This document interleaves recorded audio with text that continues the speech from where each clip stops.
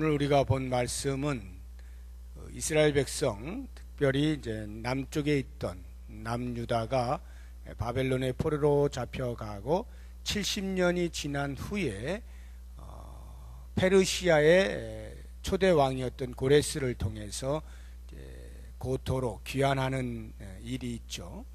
그리고 그것으로부터 꽤 오랜 시간이 흘러서 제2차 귀환이 있었는데 오늘 말씀은 그것에 대하여서 우리에게 들려주고 있습니다. 1차 귀환 때는 BC 537년경 스룹바벨과 예수아를 지도자로 해서 약 5만 명이 조금 안 되는 숫자가 1차 때 귀환을 하게 됩니다. 그로부터 약 80여 년이 흐르고 BC 458년경, 그러니까 아닥사스다 왕이 즉위한 지 7년째 되던 해에 에스라를 중심으로 해서 두 번째 귀환이 있게 됩니다. 이 에스라는 우리가 보는 대로 학자이기도 하고 제사장이기도 합니다. 이 에스라가 주도하여서 귀환을 시키는데 이번에는 숫자가 훨씬 더 적어서 대략 한 10분의 1 정도요. 1차 때보다 한 10분의 1 정도, 남녀 어린아이 합쳐서 많아야 5천에서 10,000명 안쪽에 그러한 숫자가 이제 귀환을 하게 됩니다. 그 귀환을 하는 데 있어서 오늘 말씀을 보게 되면 이 에스라가 그 귀환민들을 아하와 강가에 집결을 시킵니다. 그리고는 그곳에서 뭔가를 준비를 시켜요. 집결을 해서 얼마만큼 준비를 하느냐면 약 11일 동안 하게 됩니다. 우리 7장 9절 한번 보실까요? 7장 9절을 보면 첫째 달 초하루에 바벨론에서 길을 떠났고 이렇게 돼 있죠. 그 첫째 달이 그 7장 9절 바로 위에 8절 보면 이 에스라가 올라왔으니 왕의 제7년, 아닥사스다 왕의 제7년 다섯째 달이라 이렇게 말했는데, 다섯째 달이라는 것은 도착했을 때를 말을 하는 거고, 떠난 것이 첫째 달 초하루입니다. 7년 첫째 달 초하루. 그런데 오늘 본문 31절을 보시게 되면 첫째 달 12일에 우리가 아하와 강을 떠나 예루살렘으로 갈세 이렇게 돼 있죠. 그러니까 바벨론에서부터 출발한 것은 아닥사스다 왕 제7년 첫째 달 초하루입니다. 그런데 아하와 강가에 머물러서 11일을 지체한 후에 12일째 되던 때에 아하와 강에서 출발을 해서 예루살렘으로 갔다는 것입니다. 그러니까 그 아하와 강가에 머물러 있던 때가 약 11일 동안이라는 것을 알 수가 있습니다. 이 11일간의 기간 동안에 에스라가 귀환민들과 무엇을 했느냐? 귀환을 준비한 겁니다. 어떤 준비를 했는가 하면 오늘 우리가 두 가지를 생각을 해볼 텐데, 첫 번째는 영적인 준비를 합니다. 오늘 본문의 말씀 21절을 보시게 되면 그때에 내가 아하와 강가에서 금식을 선포하고 이렇게 되어 있죠. 금식을 선포하는데 3일 동안 하게 됩니다. 3일 동안 금식을 선포하고 기도를 하는 것이죠. 그게 21절, 22절, 23절에 나와 있습니다. 금식의 목적이 무엇인가 하면 하나님 앞에 겸손하기 위함입니다. 21절 보세요. 금식을 선포하고 우리 하나님 앞에서 스스로 겸비하여 하나님 앞에 겸손하기 위하여 금식을 합니다. 그러면 무엇에 대한 겸손인가? 내 힘으로는 할 수 없습니다. 하나님께서 도와주셔야 합니다. 하나님께서 인도하셔야만 우리가 고향으로 돌아갈 수가 있습니다. 라고 하는 겸손입니다.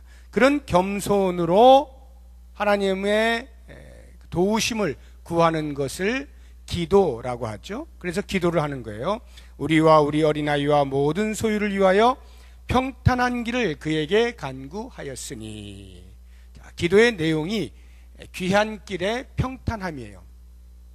귀한 길이 어느 정도였느냐면 상당히 먼 거리입니다. 그냥 직선 거리로 해도 약 900km. 아이들까지 이렇게 같이 가니까 그런 걸 염두에 두어서 좀 쉬운 길을 간다라고 하면 대략 학자들이 볼 때 약 1500km 이상을 보고 있습니다. 그 먼 거리를 비행기 타고 가는 거 아니고 차 타고 가는 거 아니고 걸어서 가니까 약 4달 정도가 걸립니다. 다시 7장 9절을 보세요. 7장 9절 보시면 첫째 달 초하루에 바벨론에서 길을 떠났는데 하나님의 선한 손에 도우심을 입어 다섯째 달 초하루에 예루살렘에 이르죠. 그러니까 정확하게 4달이 걸려서 귀환을 하게 되는 겁니다. 그렇게 먼 길이니까 하나님의 도우심을 구할 수밖에 없는 것이고, 뿐만 아니라 그 먼 길 중에서도 위험한 길입니다. 멀기만 한 게 아니라 대단히 위험해요. 왜 위험하겠어요? 이스라엘 백성들이 귀환을 할 때 그 페르시아 관리들이 많은 것들을 그 성전 기명으로 바치라고 주고 또 예물로 주고 또 귀환하지는 않지만 페르시아에 정착하여 있는 이스라엘 백성들이 귀환한다고 하니까 그 사람들 손에 많은 것들을 들려 보내주는 겁니다. 그러니까 어마어마한 양의 기명들과 물품들을 가지고 가다 보니까 그것이 소문이 안 날 리가 없겠죠. 그 먼 길에 얼마나 많은 약탈자들이 있겠어요. 그러니 위험한 길이니까 당연히 하나님의 도우심을 구할 수밖에 없는 것입니다. 자, 그런데 중요한 건 이런 거예요. 이 에스라가 그 페르시아의 관리로 있었기 때문에 하자고 한다면 왕에게 어떤 호위할 수 있는 호위병들 또는 마병들을 후원을 지원을 요청할 수가 있는 겁니다. 실제로 아닥사스다 왕이 조서를 내려서 그들로 돌아가게 하는 것이기 때문에 그 돌아가는 길에 얼마든지 보병이나 마병을 붙여주어서 그들을 보호하여 갈 수가 있죠. 그런데 에스라가 그렇게 하지를 않는 거예요. 왜 왕에게 부탁을 하지 않았느냐 하면 22절을 보니까 이런 겁니다. 이는 우리가 전에 왕에게 말하기를 우리 하나님의 손은 자기를 찾는 모든 자에게 선을 베푸시고 자기를 배반하는 모든 자에게는 권능과 진노를 내리십니다 라고 말을 한 거예요. 다시 말하면 하나님은 당신의 백성을 보호하실 만한 능력이 있으신 분이시고 당신을 배반하는 자에 대하여 심판과 진노를 내리시는 정의의 하나님이십니다.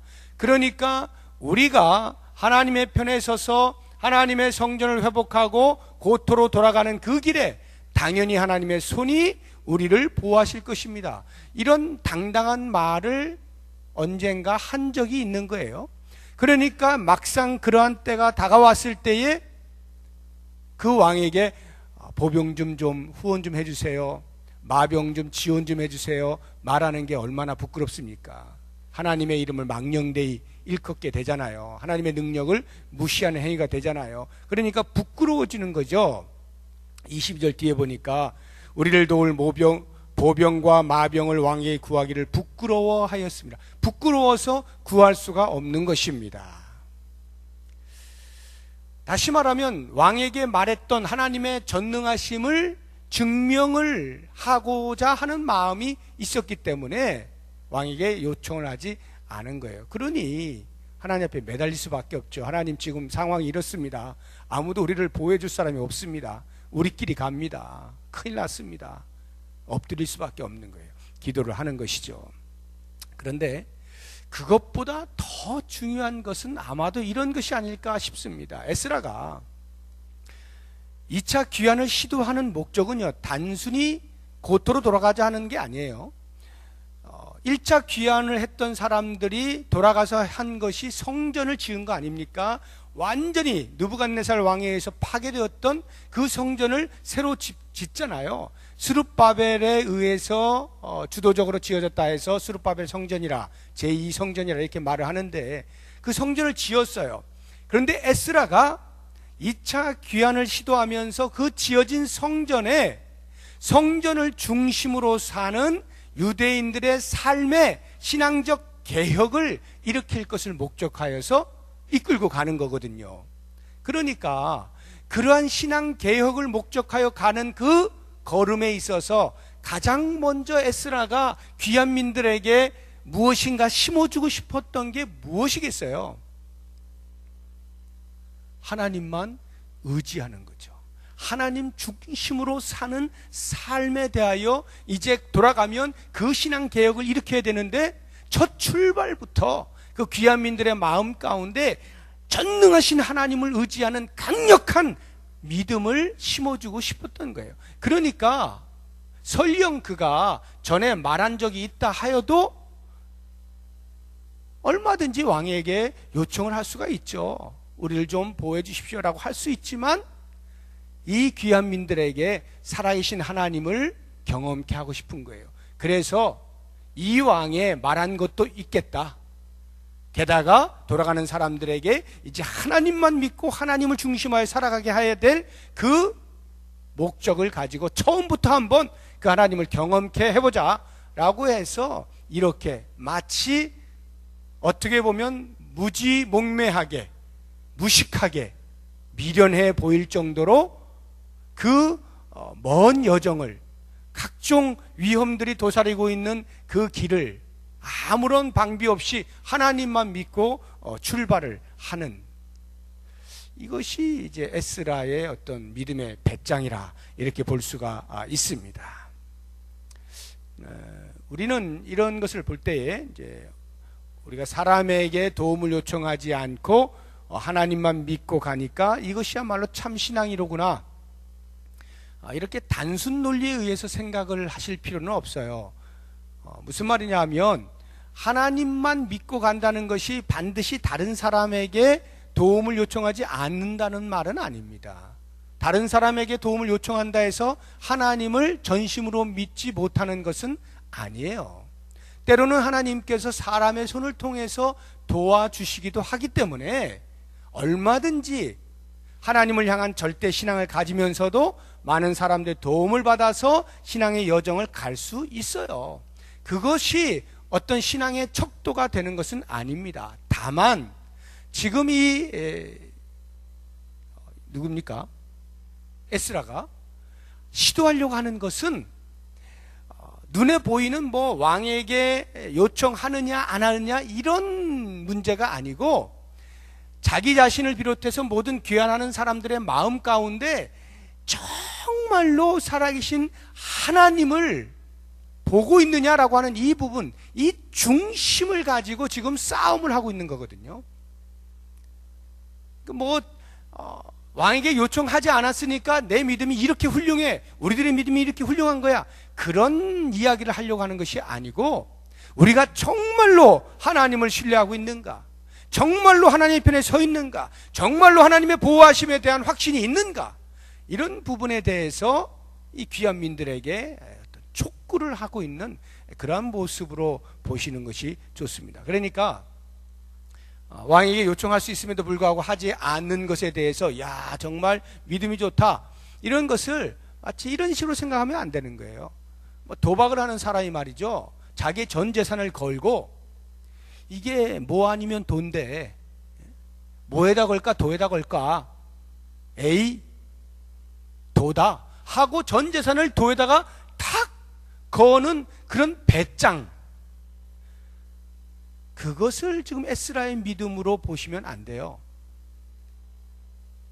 도박은요 운이잖아요. 운, 확률이잖아요. 재수가 좋으면 되는 거고 재수가 나쁘면 안 되는 이런 운, 확률에 의해서 하는 거예요. 그러니까 아무리 배짱이 좋건 뭐건 상관없어요. 그 운에 따라서, 확률에 따라서 결정되는 것 뿐입니다. 에스라가 지금 시도하고 있는 것은 그런 배짱이 아니라 하나님이 살아계시는지 안 계시는지 모르지만 우리가 살아계신다고 치고 하나님께 걸어보자, 이런 배짱이 아니고, 지금까지 우리가 하나님을 섬겨왔으나 그 하나님을 온전히 신뢰하지 못하고 하나님의 살아계심과 당신의 백성들을 향한 자비에 대하여 확신하지 못한 채 살아왔던 미지근한 신앙에서 깨어나서 그 하나님을 한번 제대로 경험해보자. 이 생생한 신앙을 위해서 그가 지금 목숨을 거는 거거든요. 이스라엘 백성들로 하여금 목숨을 걸게 만드는 거예요. 왕의 도움 없이 한번 가보자. 하나님이 과연 우리를 도와주시나 안 도우시는가 보자. 과연 하나님이 살아계신 분인지를 우리의 삶에서 경험해보자. 이 마음에서부터 바로 그와 같은 하나님께 집중하는 그 신앙을 회복하고자 하는 중심을 가지고 에스라가 지금 다른 것 안 하고 아와 강가에 모여서 그 모두와 함께 금식을 선포하고 3일 동안 금식하면서 오직 하나님의 도우심을 위하여 간절히 기도함으로써 하나님의 살아계심에 초점을 맞추도록 하고 있는 것입니다. 이와 같은 에스라의 모습을 보면서 오늘 우리가 도전을 받아야 할 것이 뭐겠습니까? 과연 나는 또는 우리는 그와 같은 신앙적 결단이 있느냐? 이런 부분이에요. 사람을 무서워하지 아니하고 환경을 두려워하지 아니하고 전능하신 하나님을 온전히 신뢰하는 절대 신앙이 나에게 있느냐라고 하는 이 부분이에요. 마치 여호수아가 가나안을 정복하기 위해서 여리고성 앞에 길갈이라고 하는 곳에 모여가지고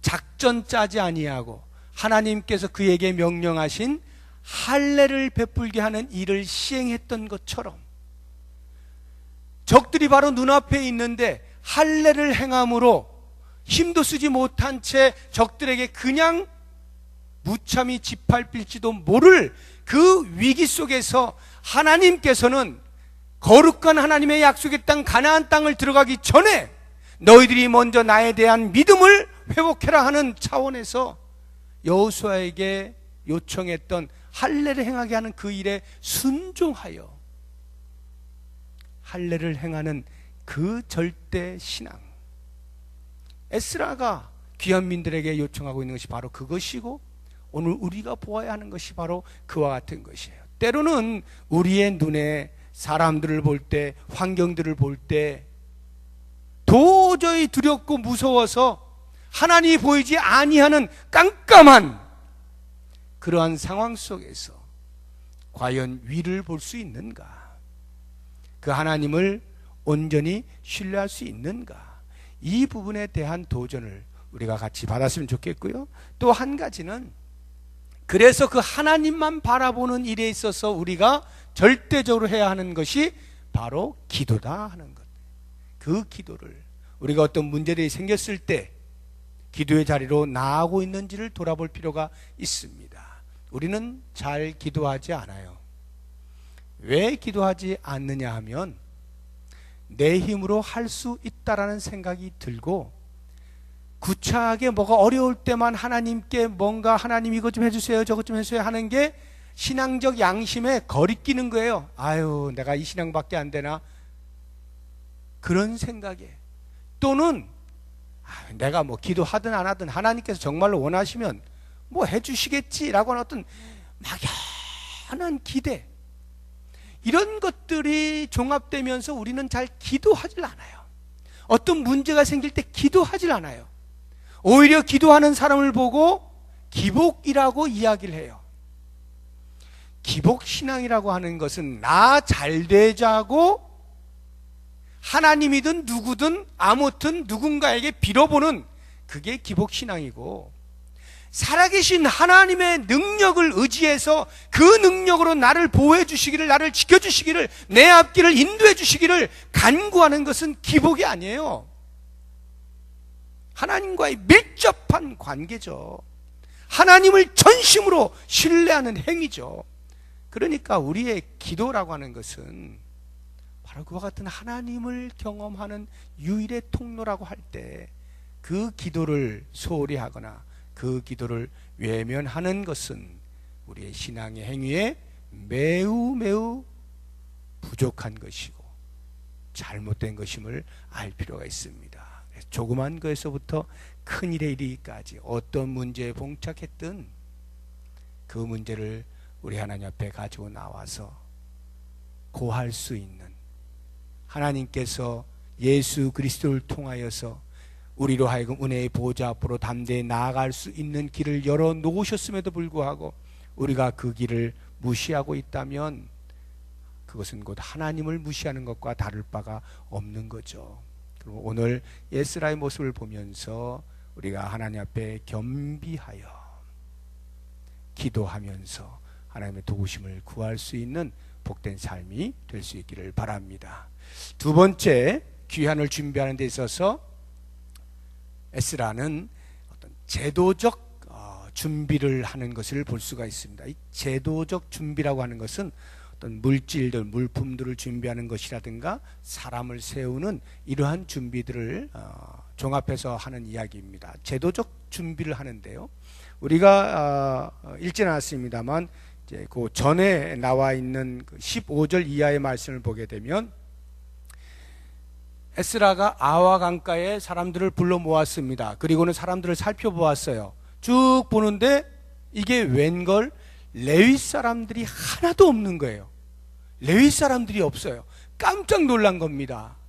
왜냐하면 에스라가 지금 돌아가서 해야 할 일이 신앙개혁인데, 그 신앙개혁이라는 것이 성전을 중심으로 일어나는 것인데, 성전에서 섬기는 성전 봉사자들인 레위 사람이 하나도 없는 거예요. 그러니 얼마나 놀랬겠어요. 그래서 그가 한 것이 그 중에 족장들을 불러 모으고 명철한 자들을 불러 모읍니다. 한번 볼까요? 8장 16절 보세요. 15절 제일 뒤에 보면 그 중에 레위 자손이 한 사람도 없는지라, 한 사람도 없죠. 그래서 이에 모든 족장 곧 엘리에셀과 아리엘과 쭉 해서 맨 끝에 또 명철한 사람 요야립과 엘라단을 불러. 그래서 가시비아 지방에 보내서 그곳 족장인 이또에게 이야기해가지고 사람들을 모집해요. 레위인들을 모집해서 39명을 모집을 하게 되는 것입니다. 자, 이렇게 레위인과 성전 봉사자를 모집하는데요, 그 뒤에 이제 느디님 사람 220명도 모집하는데, 이 느디님 사람들이라고 하는 것은 원래 이스라엘 백성들은 아니지만 이방인들로서 귀속이 돼가지고 성전에서 뭐 물을 깁는다든지 나무를 팬다든지 하는 이런 일들을 하는, 다시 말하면 성전에 속한 종들이죠. 그런 역할을 하는 사람들을 총칭하여 느디님 사람들이 하는데, 그런 사람들 220명까지 해가지고 259명을 불러 모읍니다. 이렇게 불러 모으는 데 있어서 에스라가 족장들을 한 사람씩 부르고 명철한 사람들 둘을 부르는 거예요. 그들을 보내서 모집을 하게 하는 겁니다. 이게 무슨 말이에요? 레위 사람들이 왜 안 왔겠어요? 귀환하겠다는데 레위 사람들 왜 한 명도 없습니까? 그들이 돌아가 봐야 먹고 살 일이 까마득하기 때문에 안 돌아가는 거예요. 지금 페르시아에 있으면서 나름대로 자기 직장들을 다 구했어요. 자기 직업이 있어요. 먹고 살아요. 그런데 돌아가면 그들이 그 직업을 다시 못 갖는 거죠. 성전에 또 일을 해야 되는데, 원래 레위인들은 다른 지파 사람들이 10의 1을 바쳐서 레위 사람들을 먹여 살려줘야 하는 것인데 그것을 안 한 겁니다. 그래서 먹을 것이 없다 보니까 레위 사람들이 밖에 나가서 일을 하게 된 거예요. 그러니 당연히 성전의 일들이 소홀히 여겨지게 되는 거, 할 사람이 없게 되는 거죠. 에스라가 그 부분에 대하여서 그들의 가슴에 촉구를 하는 거죠. 너희들의 역할은 세상 일을 통해서 먹고 사는 일이 아니라 성전에 귀속되어서 성전을 봉사하는 자들이다. 이것이 하나님께서 우리에게 명하신 일이다. 그러니 너희는 그 자리로 돌아가야 된다 라고 하는 것을 설득을 해야 되는데, 당장 입에 풀칠이 안 되는 사람들에게 그게 되겠냐고요. 그러니까 명철한 사람들을 불러다가 설득을 잘 할 수 있도록 한 거죠. 가슴에 불을 지르는 거죠. 이것이 하나님이 우리에게 원하시는 것이다.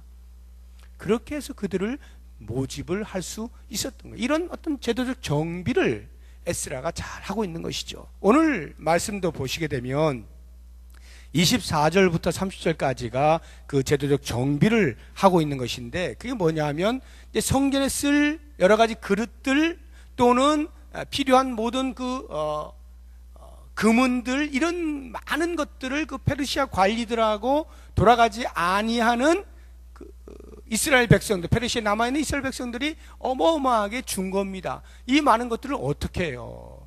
그거를 운반할 수 있는 사람들을 세우는데, 24절 보세요. 그때에 내가 제사장의 우두머리들 중 12명 곧 세레비아와 하사비아와 그의 형제 10명을 따로 세워. 이 24절 말씀은 번역이 아주 곤란하게 되어 있어요. 이렇게 하면 안 돼요. 정확한 의미는 뭐냐면 제사장의 우두머리들 12명을 불렀어요. 그리고 세레비아와 하사비아와 그의 형제 10명을 따로 세웠어요. 함께. 제사장 12하고 여기 12명이 함께 있는 거예요. 그러면 이 뒤에 있는 12명이 뭐냐면 레위 사람들이에요.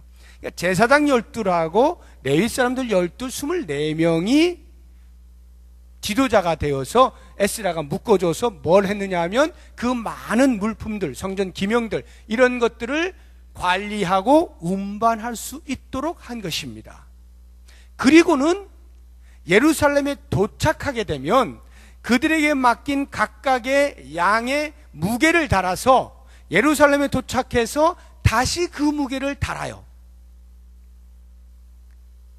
단 1g도 빠지지 않도록 그 무게를 달게 만드는 것입니다. 자, 이렇게 되면 이 책임을 맡은 사람들의 마음이 어떻겠어요? 긴장이 되겠죠. 혹시나 내가 운반하다가 이거 잘못돼가지고 그람수가 빠지면 곤란하죠? 내가 뭐 훔친 것이 되고 여러 가지 있잖아요. 그러니까 사명을 감당하는 일에 있어서 긴장감이 생기는 겁니다. 긴장감이 생기는 거예요. 대충 소홀히 할 수가 없는 거죠. 자기에게 맡겨진 사명을 최선을 다해서 철저하게 할 수밖에 없도록 에스라가 딱 제도적 정비를 하고 있는 것입니다. 자, 이와 같은 어떤 권한의 위임과 분배 그리고 사명을 수여하고 있는 것이죠. 그리고는 더 중요한 것이, 그렇게 긴장만 바짝 주면 사람이 경직돼 가지고 움직이질 못하잖아요. 그래서 일을 제대로 못할 수가 있어요. 제대로 해야 되겠다라고 하는 그 생각만 꽉 차가지고 몸이 굳어가지고 제대로 움직이질 못해. 바로 이런 부분을 생각해서 에스라가 한 것이 뭐냐 하면 그들의 마음 가운데 동기부여를 시켜주는데, 그 동기부여가 28절에 나옵니다. 내가 그들에게 이르되 너희는 여호와께 거룩한 자요, 이 그릇들도 거룩하고 그 은과 금은 너희 조상들의 하나님 여호와께 즐거이 드린 예물이니. 어떻게 동기부여를 하느냐 하면 너희들이 어떤 사람들이냐, 너희들은 거룩한 자들이다. 그리고 너희가 옮기는 이 기명들이 어떤 것들이냐, 이것들이 거룩한 것이다. 왜 에스라가 그런 말을 했을까요? 그들이 정말 거룩할까요? 그 그릇이 정말 거룩한 거예요? 그런 의미가 아니라 하나님이 거룩하신 분인데 그 하나님을 섬기는 성전에 쓸 그릇들이 거룩해야 되지 않겠느냐? 그 하나님의 성전에 쓸 거룩한 그릇들을 옮기는 자들이 거룩해야 되지 않겠느냐? 하나님이 거룩하신 것처럼 우리도 거룩해야 되지 않겠는가? 이것이 그들의 마음 가운데 불을 지르는 동기부여입니다. 그러니까 사명을 감당하는 일에 있어서 단순히 사명을 단 하나라도 틀리지 않게 철저하게 하는 그 자체가 목적이 아니라 사명을 완수함을 통하여 드러나게 될 하나님의 거룩, 이것을 목적하도록 이야기하고 있는 거예요. 너희들은 거룩한 자들이다. 하나님의 거룩을 드러낼 거룩한 자들이다. 얼마나 가슴이 뜨거워지겠습니까? 우리가 사명을 감당할 때, 어떤 일을 맡아서 할 때 과연 우리의 동기부여는 뭡니까? 우리가 누군가에게 내가 그 열심히 일한 것을 인정을 받고 칭찬을 받고 그래서 존경을 받는, 그래서 이름을 내는, 이것이 우리의 목적입니까? 거기에는 사심이 들어가요. 욕심이 들어가요. 이미 하나님의 거룩과 별 관계 없는 모습으로 사는 거예요. 열심히 하였지만, 그래서 뭔가 성과를 냈다 할지라도 하나님의 거룩과는 별 상관없는 자기 의가 드러날 수가 있어요. 근데 우리의 사명에 대한 동기부여는 그런 것이 아니죠. 철저하게 하나님의 거룩을 드러내는 그 사명을 감당하는 것이 가장 가치 있는 것이고, 그것이 하나님께 영광을 돌리는 삶이 되는 거예요.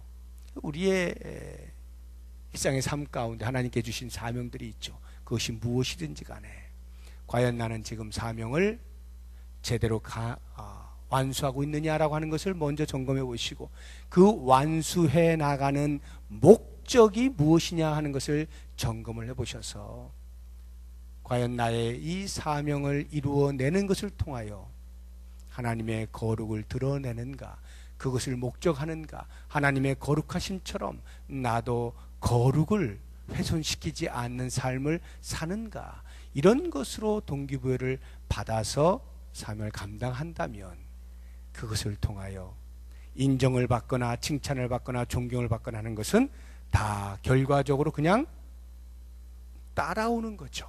내가 그것을 목적해서 이루어내는 게 아니라 그건 그냥 따라오는 거예요.